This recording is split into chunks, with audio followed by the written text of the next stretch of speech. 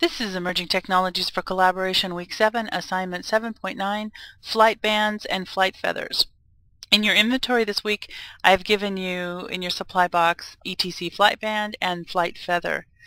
I have currently flown up to what is 165 meters high above the sandbox where I was building, and that's about as high as physics in Second Life are going to let you go. You can still see some of the ground, but anybody who's on the ground can also see you.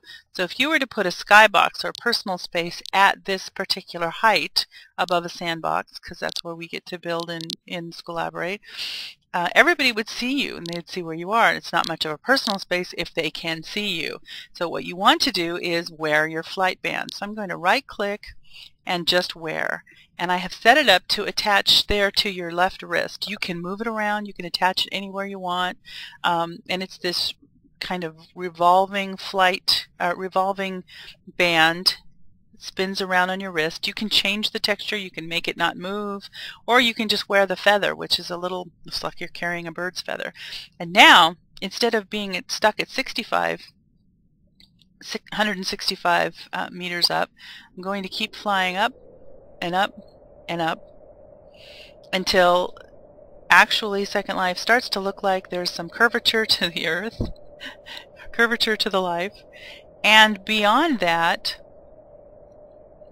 you can get high enough so that you're actually kind of above the sun and it's dark up here. Darker anyway. You've gone above the clouds.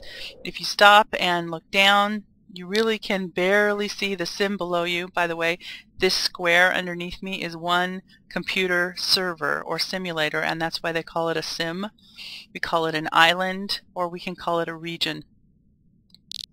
Anyway, I could keep going and going and going, and then up here I could res my skybox out of sight of everyone else, and that's where I could have my personal space temporarily and visit with my friends and not have people popping in on me.